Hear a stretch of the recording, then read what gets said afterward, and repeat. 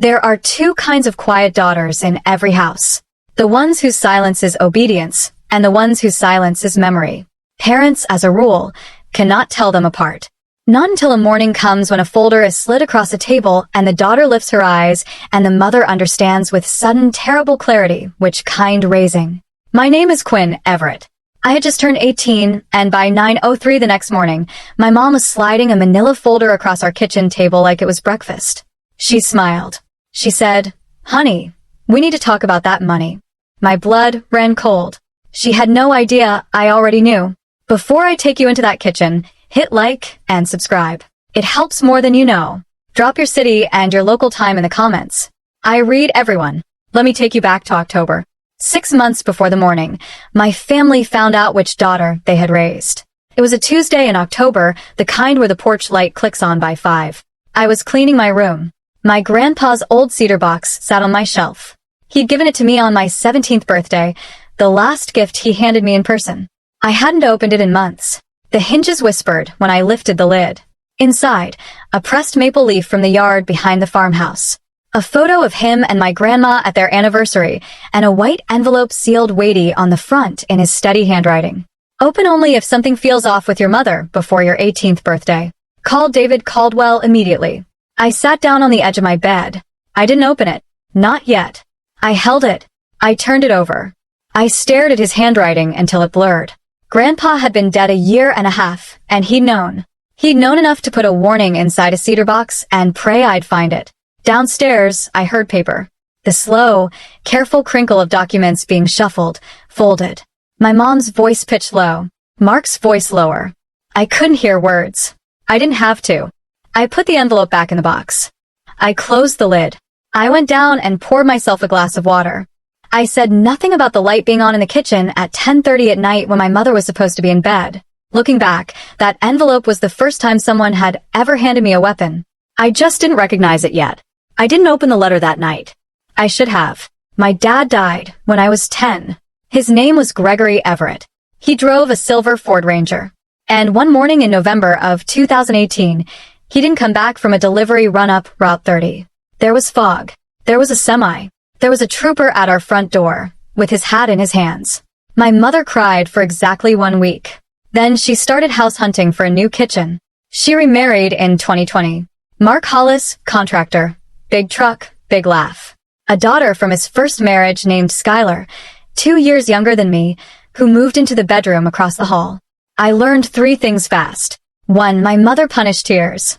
If I cried, she called it drama. She'd sigh. She'd go to the front porch with her wine. 2, my mother punished joy.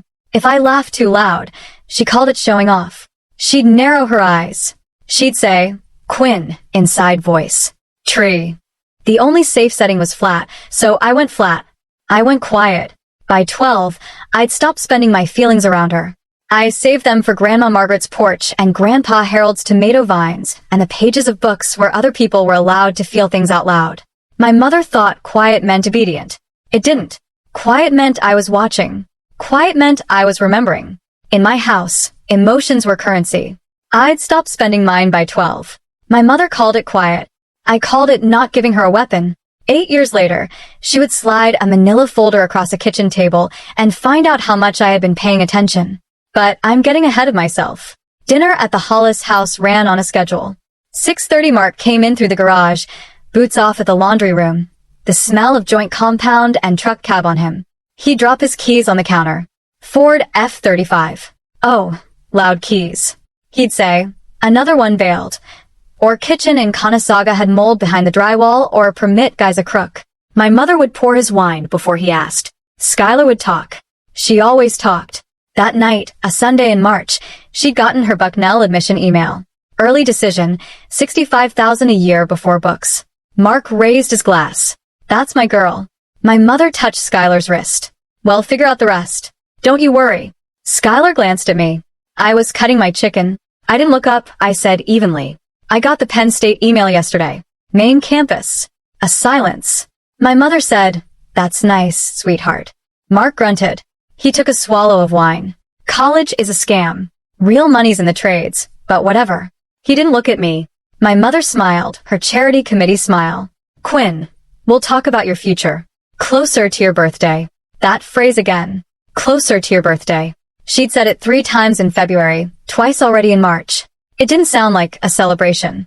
It sounded like an appointment. Mark topped off his glass, he added. Casual as weather. Family money stays with family, Quinn. Not in some lawyer's vault. My mother cut him a look. A fast one. The kind that says shut up too soon. I kept cutting my chicken. I was paying attention. My grandma Margaret died when I was 14. Breast cancer.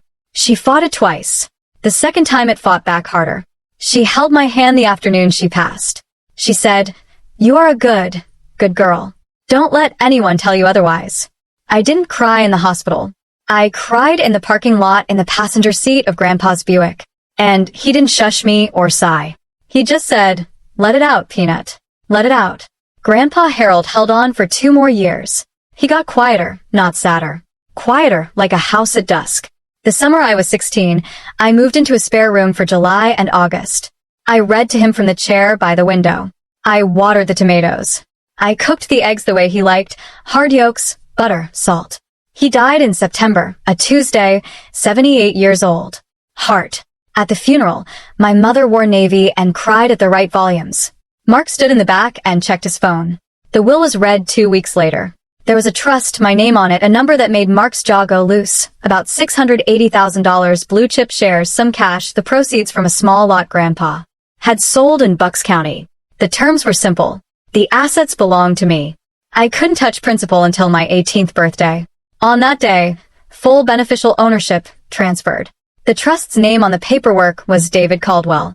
Grandpa's written note inside the folder said 6 words. Your choice, your life, love, Grandpa. My mother read those 6 words with a look on her face I'd never forget. Not sad, not proud, calculating. Grandpa left me a door. My mother had already hired a locksmith. 6 months before my 18th birthday, a man in a gray suit started showing up at our house. Wednesdays 4:30, same car, a charcoal Lexus with an ugly plate frame that said Briggs and Associates, Lancaster. He stayed an hour and 15 minutes. He left with a leather binder under his arm. My mother said he was an insurance guy, then a financial planner, then 1 week a friend of Mark's. The story changed. His binder didn't one afternoon in January. I came home early from the library. My shift got cut. Snowstorm coming. I pushed through the mudroom door and heard papers on the kitchen table. I stopped. My mother said once she signs, the rest is just paperwork. Mark said, and if she hesitates. My mother laughed. Short, dry. Quinn, she'll sign. She always does. I stood in the mudroom with my boots on and my pulse in my ears. Then I opened the door aloud. I called out, Mom, I'm home early. I heard papers sweep. When I came into the kitchen, the table was clear. My mother was smiling. She said, Snow day, huh? Want some cocoa? I said, sure. On the counter under her purse, the corner of a folder stuck out. Cream-colored embossed letterhead. Briggs and Associates, Family Wealth Planning. Skylar walked in behind me. She said, Is that about Quinn's money? My mother's smile didn't move. Mark said, Sky, go upstairs. Skylar went upstairs. My mother handed me cocoa. She said, Quinny, you're such a good girl. I took the mug. I said, Thanks, Mom. I went up to my room. That was the moment I stopped being the daughter who didn't know. I just didn't tell anyone I'd crossed over. I opened the envelope that Friday. I walked to Willow Creek Park with it tucked inside my hoodie pocket. The swings were empty. The sky was the color of wet pavement. I sat on a bench that was too cold, and I slit the seal with my thumbnail. The letter was 1 page, Grandpa's handwriting. Peanut, if you're reading this, something has gone wrong with your mother. I've suspected it for a long time. I never wanted to poison you against her, but I couldn't leave without giving you a door to open. David Caldwell has been my attorney for 30 years. He knows everything. He's waiting for your call. You have the right to protect yourself. You have the right to choose. I believe you will choose well. Love, Grandpa. Below in careful block letters, a phone number. Area code 717. I stared at it for a while. My hands were cold. My eyes were not wet. I took out my phone. I dialed. A woman answered. Caldwell Estate Law. This is Paula. I said, Hi, my name is Quinn Everett. My grandfather was Harold Everett. He told me to call Mr. Caldwell. She was quiet for half a second. She said, "Hold on, sweetie." A click, then a warm baritone. "Quinn, this is David Caldwell. I've been expecting your call." I couldn't speak for a beat. He said, "Your grandfather and I spoke about this possibility many times. I'm glad you reached out. Can you come to Lancaster next week? Tell your mother it's a college aid meeting."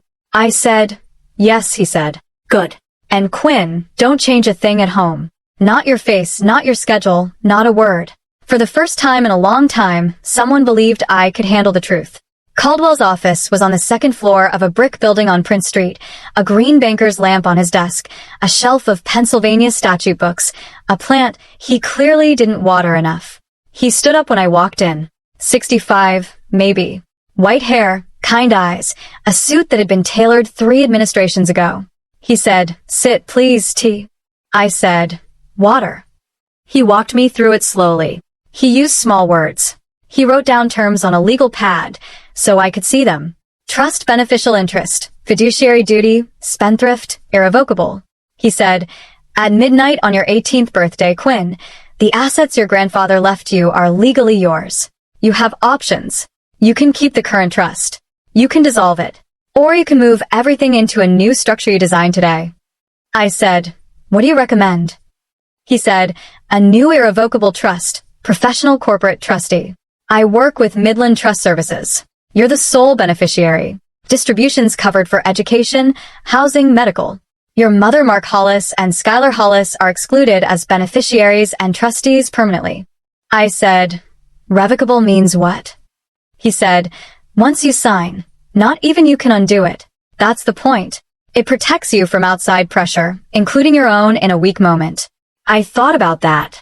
I thought about my mother's hand on my wrist, her smile, her closer to your birthday. I said, "Okay." He nodded. He looked down at his pad, then up. He said, "Quinn, before we go further, there's something I need to tell you about your mother's attorney." The plant in the corner was dying. The banker's lamp hummed outside. A UPS truck braked at the curb. I said, "Tell me." Caldwell folded his hands. He said, "Your mother has been working with a man named Lance Briggs. Briggs is a local estate attorney. He's been reprimanded twice by the state bar. He specializes in what my profession politely calls aggressive family planning." I said, "Meaning?" He said, "Mean he'll draft documents most of us would walk away from." He opened a folder on his desk. He slid it halfway toward me. I could see the top page upside down. Everett Family Financial Unification Agreement. My full legal name in the subheader. Quinn Marie Everett. He said, "A paralegal at Briggs's firm left for a different practice 2 weeks ago. She sent us drafts she was concerned about.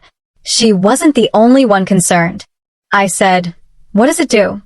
He said, "It would make you a co-trustee with your mother. It would grant her a durable financial power of attorney, and it would assign a significant portion of your beneficial interest to a holding company, something called Hollis Everett Holdings, LLC." He let me read. The signature line was dated February 28th, 2 months before my birthday, while I was still 17. I looked up. I said, "I'd still be a minor." He said, "Correct. Your mother's signature as your guardian would have been required alongside yours. That's their plan.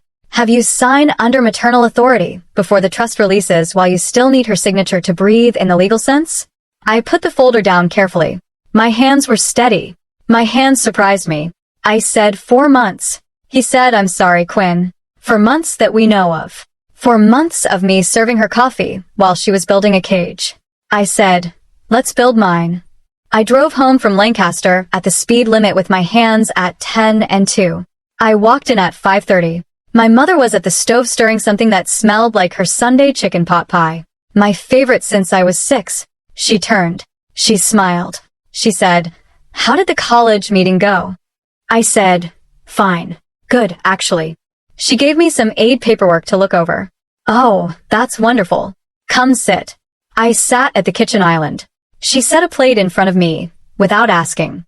2 scoops of pot pie, a sprig of parsley, her church supper presentation. She said, "Quinny, I was thinking about your birthday." I kept my face clean.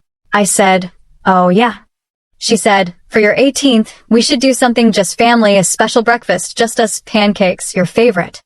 I said, "That sounds nice, Mom," she said. And maybe we'll talk about some grown-up things. You're a woman now.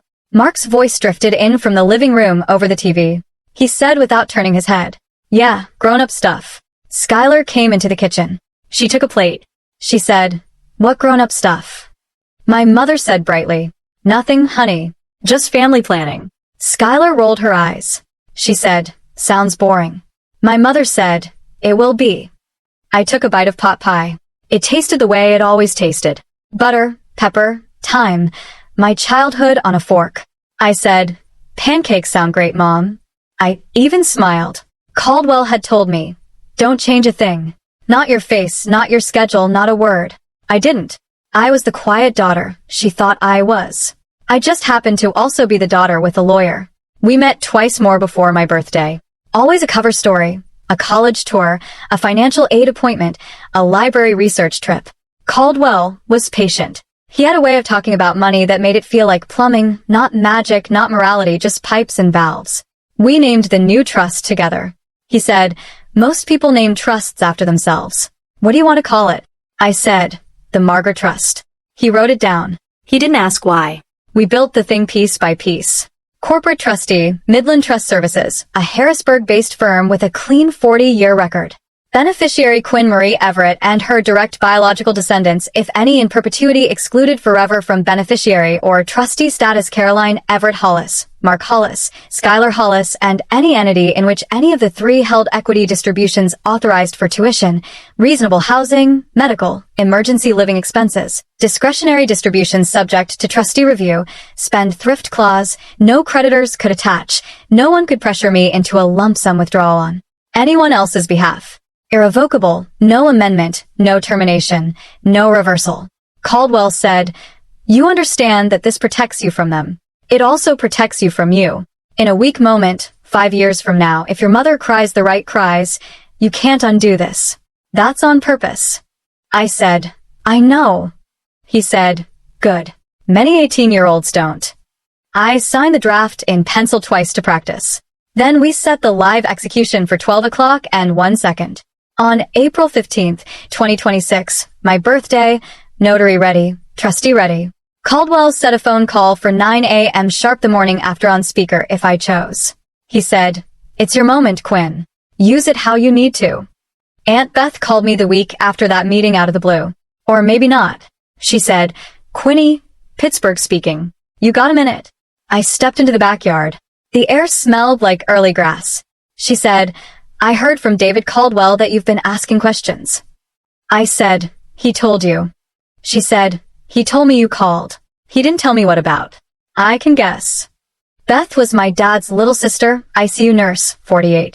She and my dad had been close. She and my mother had not. She said, "Quinn, I should have told you this years ago. I'm sorry. Your father tried to change his will before he died.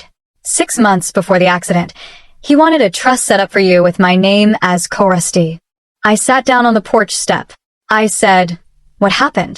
She said, "Your mother happened." She cried for a week. She said it would kill her trust in him. She said it was a betrayal. He caved. He left everything to her. Life insurance, the house, everything. I said $450,000. She said, "You knew." I said, "I found the paperwork last month." A long quiet. Then she said, "Honey, you're not the first one she worked on. You're just the one with a grandfather who planned ahead." I didn't cry. I wanted to. I didn't. She said, "If you need somewhere to go after your birthday, I have a room. I have a mean cat named Walter. I have coffee. You're welcome as long as you want."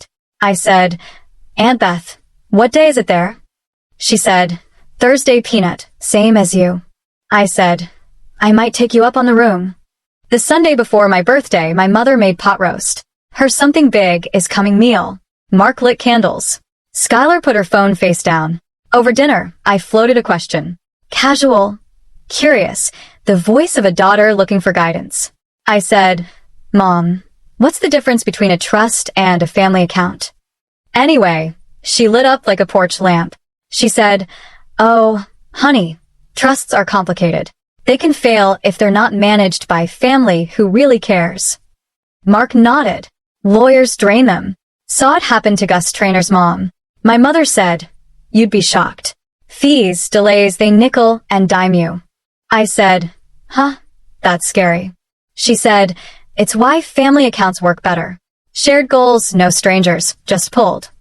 Mark said, family money stays with family hands, not some corporate trustee up in Harrisburg. It was the word corporate that gave him away. I'd never used that word in front of him. Neither had she, but Briggs would have. I said, huh? Skylar from her plate, without looking up. Mom says the money was supposed to be all of ours anyway. Dead silence. My mother's fork froze half an inch above her plate. Mark said too loud, Sky, honey, eat. My mother recovered. She said, Sky just means family is a team, sweetheart. That's all. I said, oh, of course, Mom. This roast is amazing. I reached for the potatoes. I passed the gravy. I kept my face the face of the quiet daughter who didn't know anything. Inside my head, I was taking notes. Skylar had known at least the shape of it. Maybe the edges. My mother had told her enough to get her to behave on a certain morning in April. For days now, I was counting. 2 days before my birthday, my mother announced an early celebration dinner at Willow Creek Country Club. I hadn't agreed to it.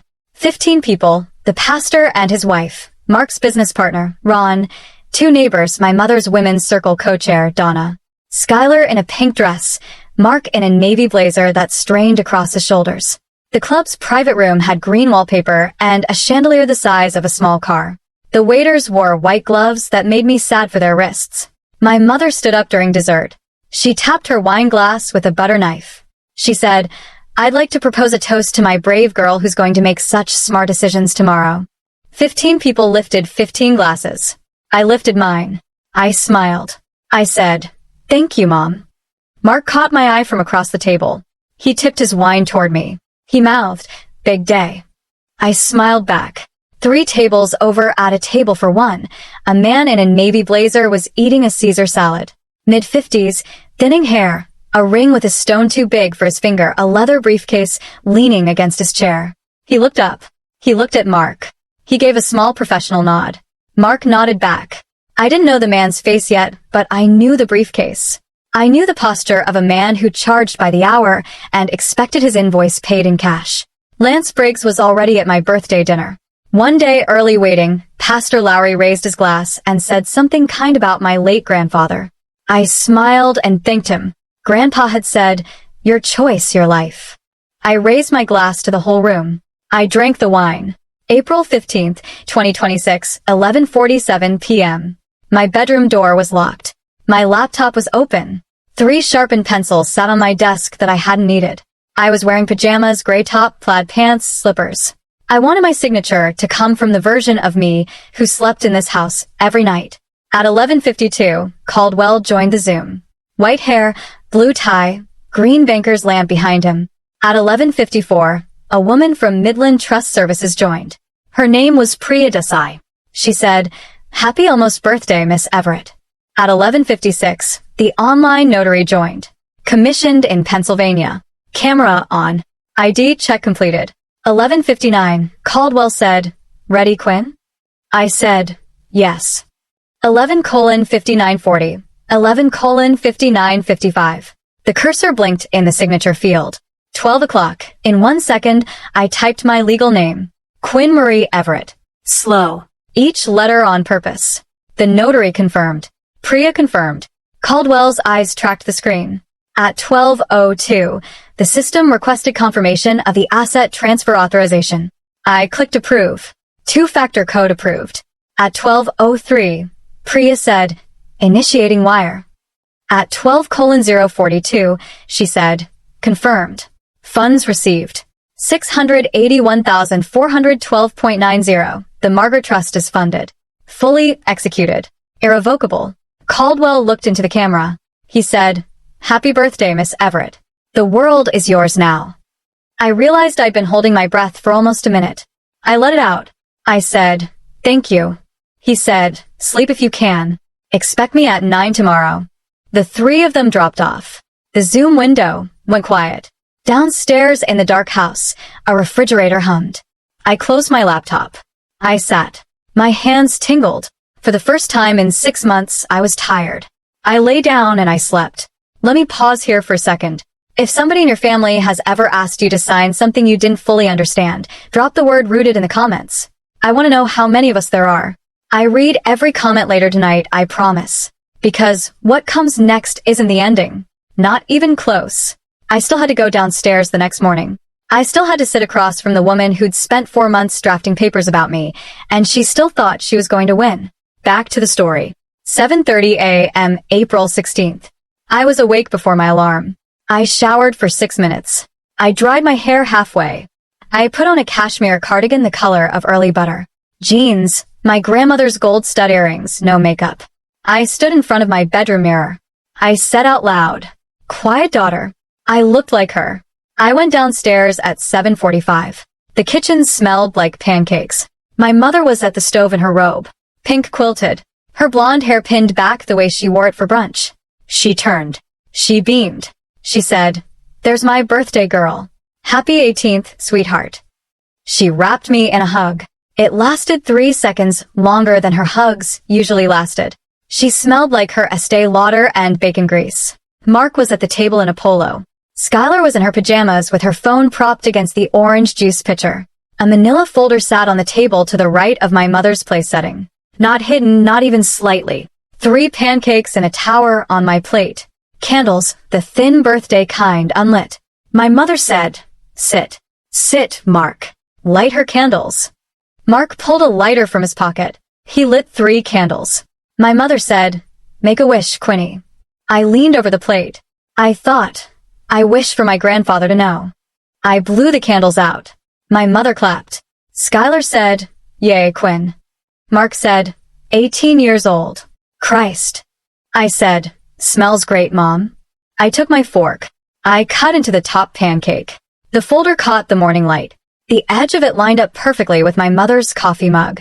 I'd rehearsed this morning in my head 50 times, maybe. None of them prepared me for how normal it felt. She let me eat 2 bites of pancake.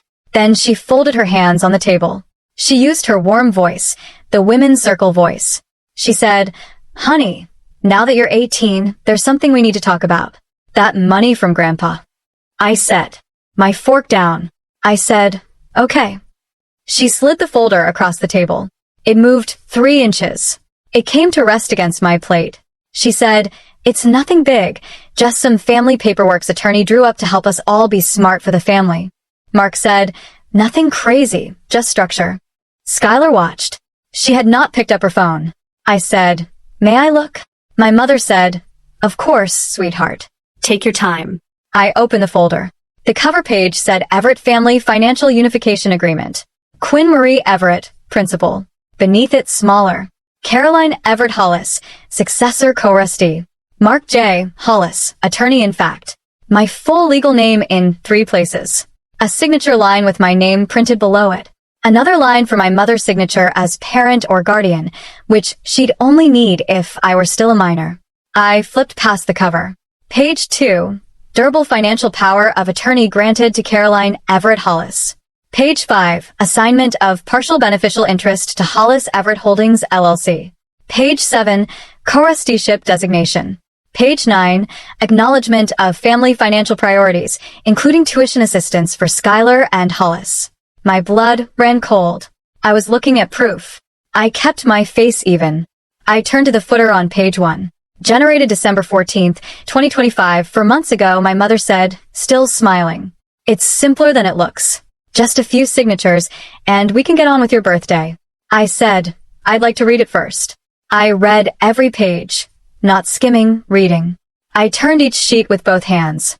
I followed every paragraph with my index finger. I mouthed the harder words. At the 2-minute mark, my mother's cheerful smile began to crack at the corners. At the 4-minute mark, she tapped her coffee mug twice. "Quick." At 5 minutes, Mark said, "Quinn, sweetheart, you don't need to read every line." I said, "I like to understand what I'm signing." Mark said, "It's just structure. My guy's on standby to notarize this morning." I said, "Mark, you just said my guy." He said, "What?" I said, "A minute ago, you said Mark's attorney. Now it's my guy." A silence. Skylar's phone still sat face down. She hadn't touched it. I turned to page 5. I tapped the paragraph. I said, "Mom, This line says, partial beneficial interest is assigned to Hollis Everett Holdings LLC. What is Hollis Everett Holdings? My mother blinked. She said, oh, a family entity for tax purposes. It's not really a thing. I said, when was it formed? She said, I don't remember exactly. Mark cut in. Quinn, stop. It's just paperwork. Sign the stickied pages. Eat your pancakes. I looked at him calm, steady. I said, Mark, how long have you known Lance Briggs? The name landed. Mark's jaw did something slight, but I saw it. My mother said too quickly, Sweetheart, we haven't even told you the attorney's name yet. I said, I know. That's what I'm noticing. Skylar looked up, finally, wide-eyed. Mark said, Quinn. I said, one more second. I want to check the footer on the last page. I turned to page 11. The footer said, generated December 14th, 2025. Briggs and Associates document version 4.34 months 4 versions. I closed the folder carefully. I said, Mom, this document was generated 4 months ago.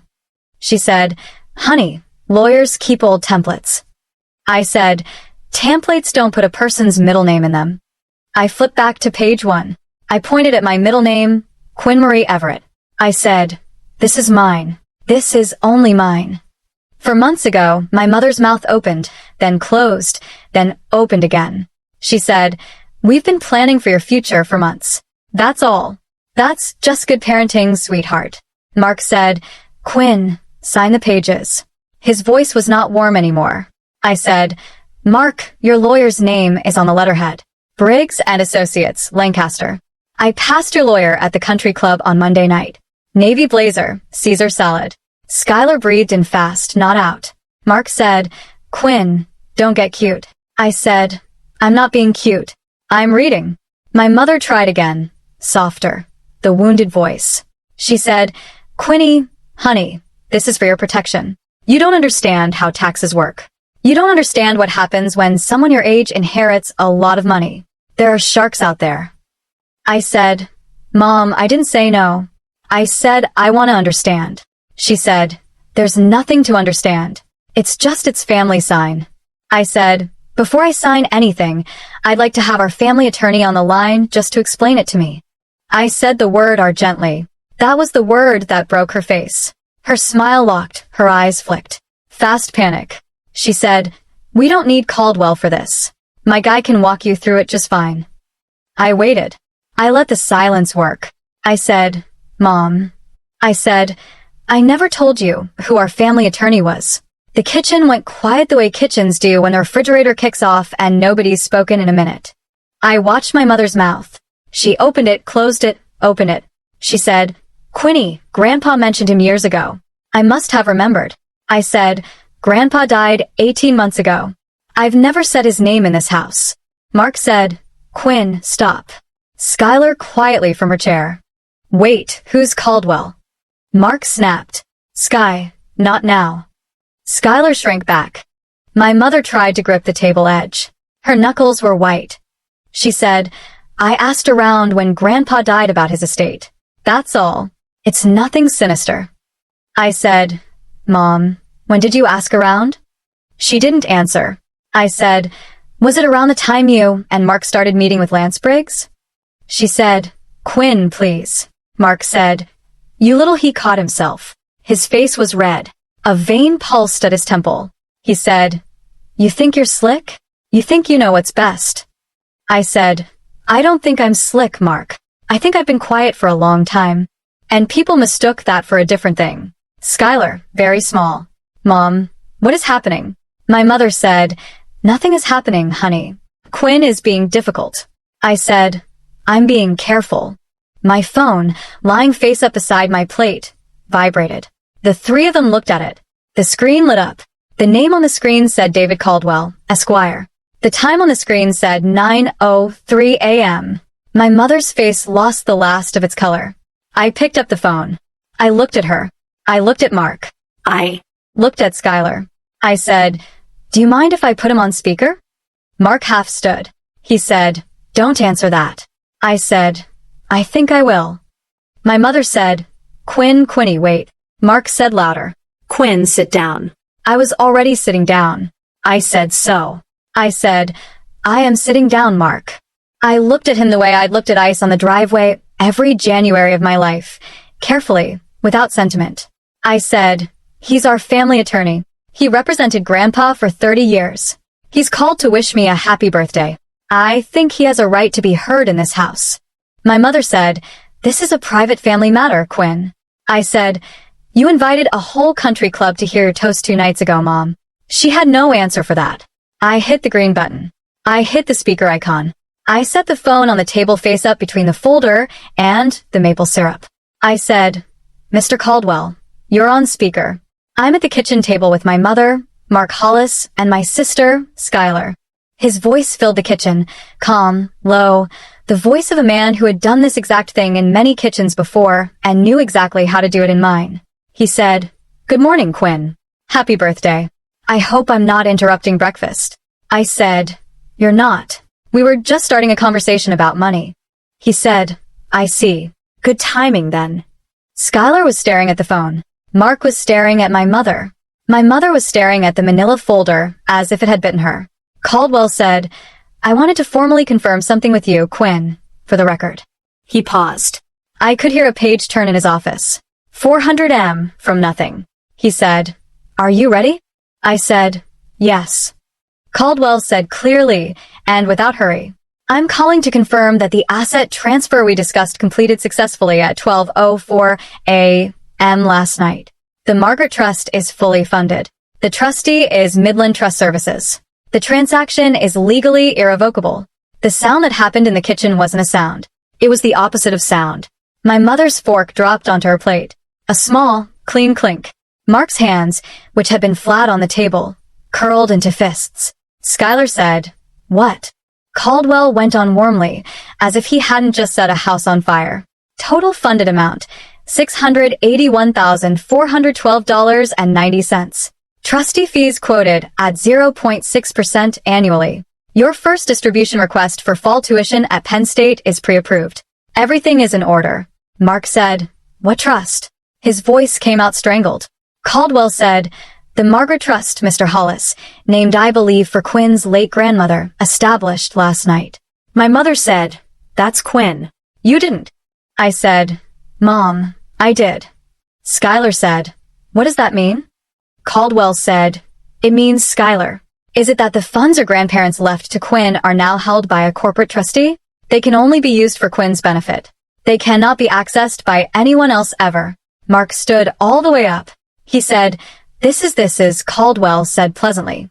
Mr. Hollis, please don't finish that sentence. You'll want to be careful about what's said on an open line. Mark didn't sit down. He also didn't keep talking. I watched my mother's face go through 4 expressions in 3 seconds. Disbelief, calculation, fear, and finally slowly the expression I'd been waiting 18 years to see on her. The expression that said, I have lost. Caldwell said as if he were reading the weather. Incidentally, Quinn, I wanted to flag something else while we're all together. I said, Go ahead. He said, About 10 weeks ago, my office received a forwarded copy of a draft document package originating from Briggs and Associates in Lancaster. A former paralegal there raised concerns about the content and forwarded it to 2 colleagues. Standard whistleblower channel. My mother said, That's protected material.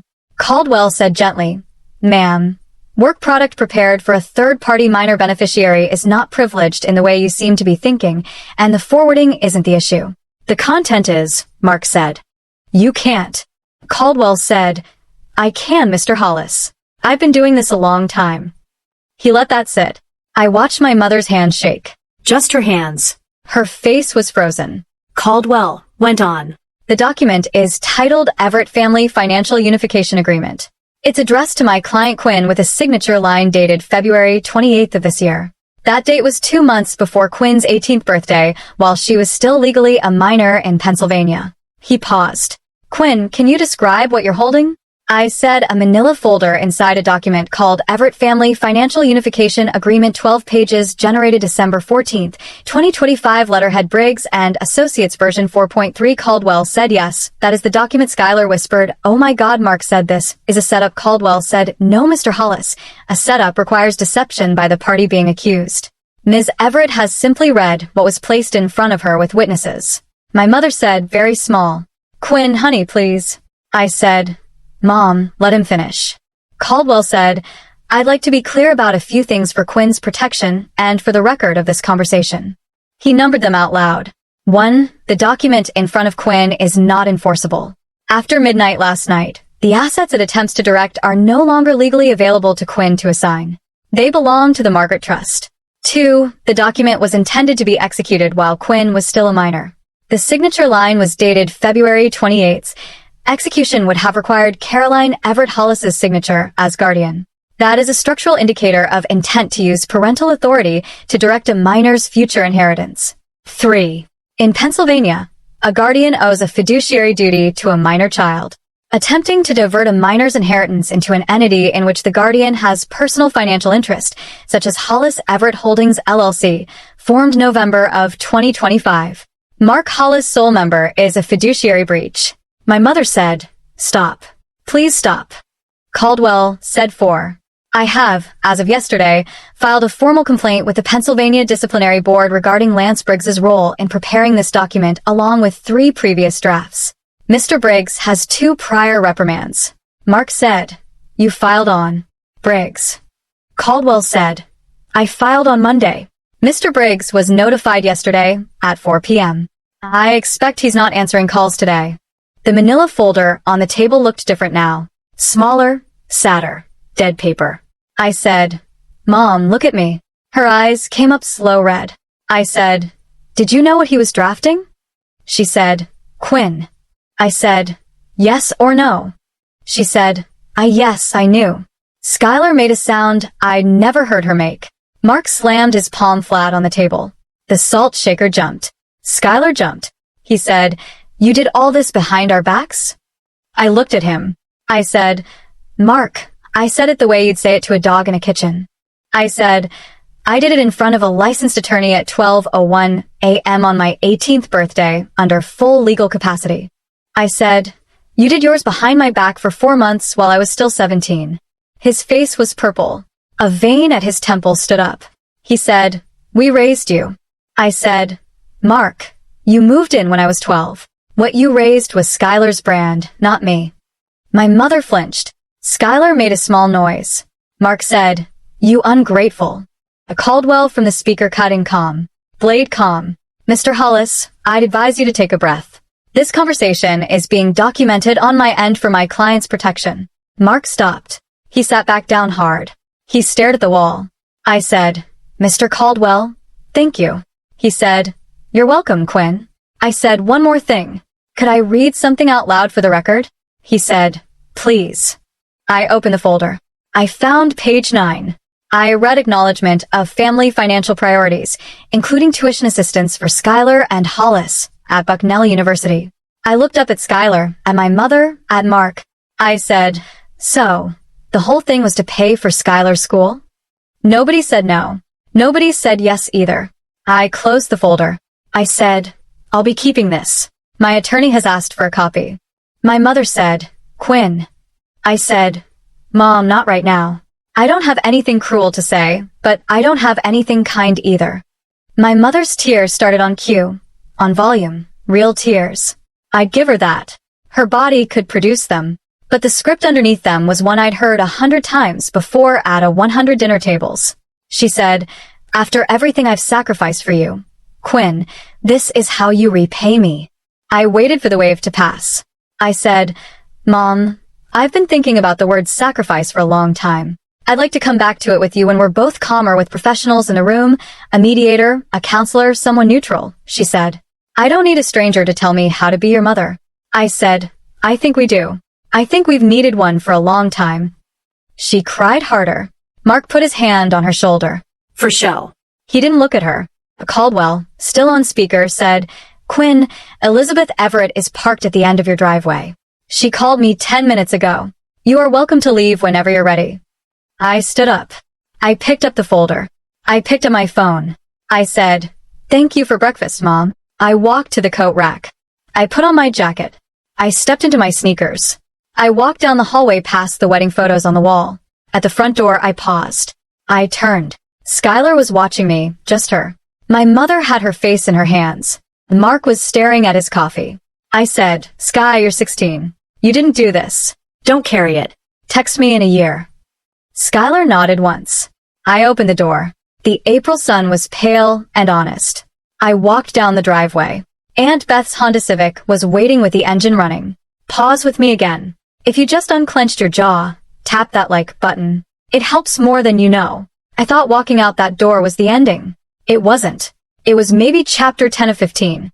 I didn't know yet how small towns decide who the villain is, how fast, how quietly. And the phone calls that were about to hit my voicemail from people I hadn't spoken to in years. My mother wasn't done. Mark wasn't done. Willow Creek had opinions too. Stay with me. The next part surprised even me. Aunt Beth lived in a second-floor apartment on Maple Street in Squirrel Hill. She had a fiddly fig that was taller than me. A gray cat named Walter, who judged everyone. A sectional couch with a quilt thrown over it. A coffee table with a water ring. I instantly loved. She said, shoes off. Tea now. I said, Beth. She said, shoes, tea, shower, sleep in that order. Adult talk in 12 hours. I did what she said. I showered for 20 minutes. I came out in sweats. My phone was face down on the counter. I turned it over. 47 missed calls. 62 texts. My mother. My mother. My mother. Pastor Lowry. Donna from Women's Circle. My aunt on my mother's side. Linda, who I hadn't spoken to in 2 years. A neighbor named Phil. I scrolled. Quinny. Please call me. Quinn. Your mother is devastated. This is Pastor Lowry. I'd like to speak with you when you're ready. You are breaking your mother's heart. Call me back right now, young lady. Beth appeared in the doorway with a mug of Earl Grey. She looked over my shoulder at the screen. She said, block them. I said, all of them? She said, all of them. Caldwell will tell you which ones to unblock later. Tonight, your job is to sleep. I said, she'll say I abandoned her. Beth said, she'll say what she'll say. The truth has to get its shoes on. The truth is slow, Peanut. Let it walk. I blocked 12 numbers. I put my phone on airplane mode. I drank the tea. Walter jumped up onto the couch. He looked at me. He sighed. He curled up on the quilt like he'd decided. I slept for 10 hours.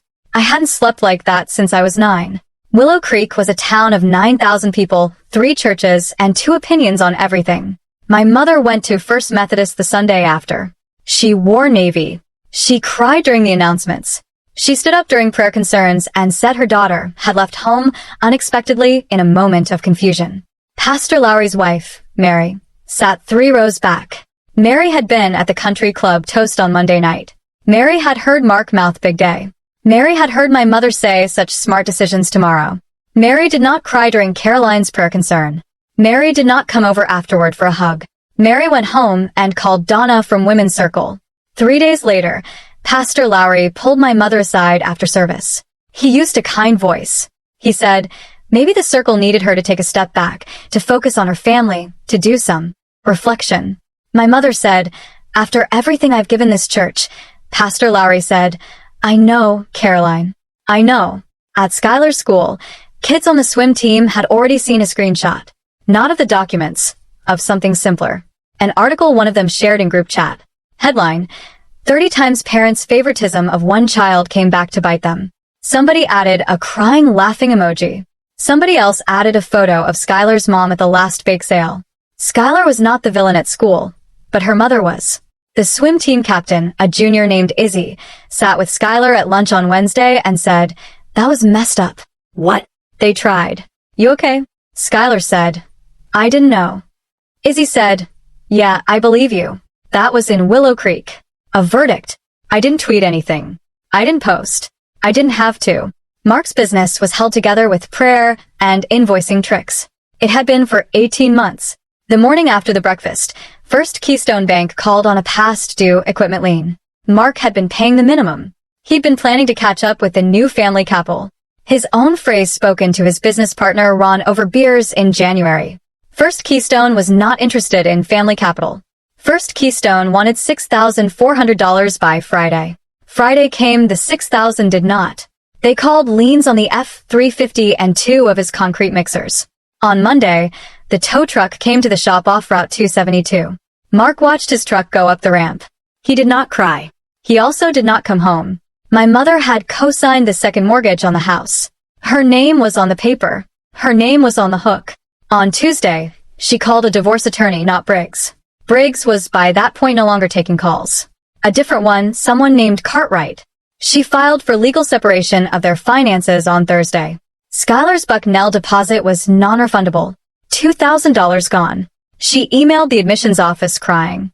They were kind. They issued a waiver and a gentle form letter about deferring a year. Skylar enrolled at Penn State Harrisburg instead. In-state tuition 86% cheaper. On a Saturday in May, Mark moved out of the Willow Creek house. He rented a room above a garage in Africa. My mother kept the house. Technically, the second mortgage kept most of it on paper. None of this was my doing. I'd simply declined to be the life raft. They'd spent 6 months trying to pull my money into family money. Now, they couldn't even agree on whose debts were whose. Caldwell's complaint against Lance Briggs went to the Pennsylvania Disciplinary Board in late April. The board is slow. Usually this one moved. Briggs' paralegal, the one who'd forwarded the drafts, gave a sworn statement. 2 other former clients came forward. A widow and lit whose late husband's assets had been restructured suspiciously, and a retired school teacher whose grandchildren's educational trust had disappeared into a family LLC controlled by her son-in-law. Pattern. The board called it a disciplinary word. 8 weeks after Caldwell's filing, the board issued a ruling. Lance Briggs was suspended from the practice of law in the Commonwealth of Pennsylvania for 3 years. Upon reinstatement, he'd be subject to supervisory probation for an additional 2. He couldn't touch a trust document. He couldn't advise on an estate. He couldn't even technically draft a simple will. The local paper ran a small item on page 3. 2 paragraphs, his photo, his firm's address. It was the kind of item that does not make the front page, but is read quietly by every attorney within 50 and by every past client he'd ever had. Caldwell forwarded the article to me by email. The email had no subject line and no body, just the link. I wrote back, "Thank you." He replied 3 minutes later. 3 words. Justice isn't loud. I saved the email. I still have it. I saved it because it said something I wanted to remember. You don't have to yell to win. You don't have to tear anyone down. You file the paperwork. You let the system do what it was built to do. You let the truth walk slowly toward daylight. And you let the people who hurt you watch their own ceilings come down brick by brick without your help. Skylar texted me on a Tuesday in late May. I was in Squirrel Hill. I was at the kitchen table writing my application essay for the Schreer Honors College. Her text said, I didn't know she wanted all of it. I thought it was just some for my tuition. I didn't ask her to. I swear. I read it 3 times. I did not write back immediately. Beth walked past, saw my face, said, Skylar. I nodded. Beth said, take your time or don't. Either's fine. I took 3 days. On Friday evening, I wrote back. Sky, I know. She told you what she needed you to believe. The planning was hers, not yours. You're 16. You were in the kitchen, not behind the papers. 3 dots. Dots for a long time. She wrote, I'm sorry. I wrote, I know. Then I wrote, I'm not angry with you. I'm not available to be around Mom for a while, but I'm not cutting you off. She wrote, okay. I wrote, coffee in a year when you're 18 and on your own. I mean it. I'll drive. She wrote, okay, Quinny. She hadn't called me Quinny in 3 years. Not since Grandpa died. I set the phone down on the table. I looked out at the fiddle leaf figure. Beth came into the room. She sat across from me. She had a mug in each hand. She pushed one toward me. She said, how's the kid? I said, scared, lonely. She'll be okay. Beth said, you're not responsible for her being okay. I said, I know, but I can hold a door open. Beth tapped her mug against mine. Earl Grey against Earl Gay. She said, your dad would have liked that, holding a door open. I said, yeah, I think he would. August came. I got my Penn State packet, roommate assignment, floor plan, meal plan brochure, a bulleted list of what to bring. Beth and I packed her Civic on a Saturday morning. The trunk first, then the back seat, a quilt, a bag of books, a desk lamp that had belonged to Grandpa, the cedar box in a padded case. The letter from Grandpa was in the glove compartment, folded, softened now from being held. Beth drove 200 miles. We listened to Linda Ronstadt. We stopped at a roadside place for grilled cheese. State College was warm and green. Dorms smelled like new paint and popcorn. My roommate was named Maya. Dominican American from Philadelphia. Loud laugh. Sunflower bed sheets. Maya hugged me within a minute of meeting me. She said, "You're going to love this floor. Our RA brings donuts." I said, "I'm Quinn. I'm from Lancaster County." She said, "I'm Maya. I don't talk to my mom either."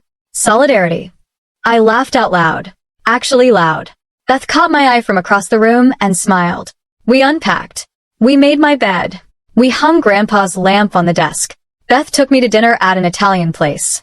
She paid. She said, "The Margaret Trust is paying technically, but I want the receipt." I said, "Beth." She said, "Quinn, you did not cost me anything. You gave me back someone who looks like my brother around the eyes. I'm the one who owes." I cried a little. Then I ate my pasta. When she dropped me back at the dorm, she put her hand on my cheek. She said, "He'd be proud of you. He said he would be standing in my kitchen 4 years ago." She drove away. I did not look back toward the house on Maple Street. I looked forward. September was a blur. I took an intro to philosophy class and an intro to constitutional law class and a math class I would quietly drop in week 4. Maya and I figured out a grocery rhythm, a laundry rhythm, which dining hall had the better salad bar. I joined a pre-law club. I sat at a long table with 8 other freshmen who all talked too fast about contracts and wanted to be Supreme Court clerks. I didn't talk too fast. I listened. 3 of them became actual friends. My mother didn't call for the first 2 months. The first text came on October 12th. It said, "Are you safe?" No punctuation. No question mark. I read it twice. I didn't answer.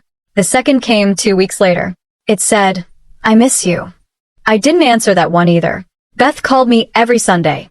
We talked about Walter the cat, about Beth's rotation schedule, about what I was reading, about what my classes were teaching me that my family had not. One Sunday in November, Beth said, "How's your heart, Peanut?" I said, "It's quiet."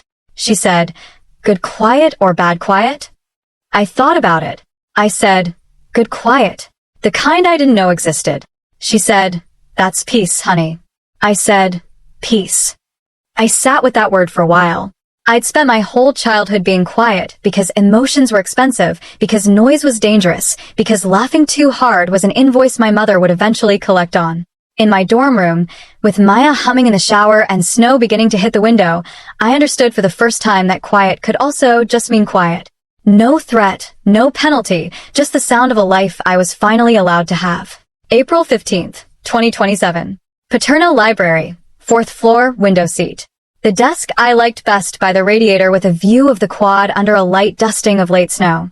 I had an organic chemistry exam in the morning. I had closed my book. I had closed my notes. At 11:58 p.m., I opened my laptop. I logged into Midland Trust Services quarterly statement April 1st to April 15th. The Margaret Trust value $729,448 and change up 7.2% year over year.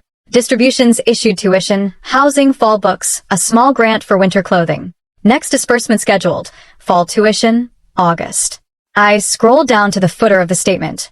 My grandparents' names were there in small italics. Harold and Margaret Everett, originators of Corpus. I put my fingertips on the screen briefly over their names. At 12:01 a.m., exactly 1 year from the moment I had signed my name in a locked bedroom in Willow Creek. I closed my laptop.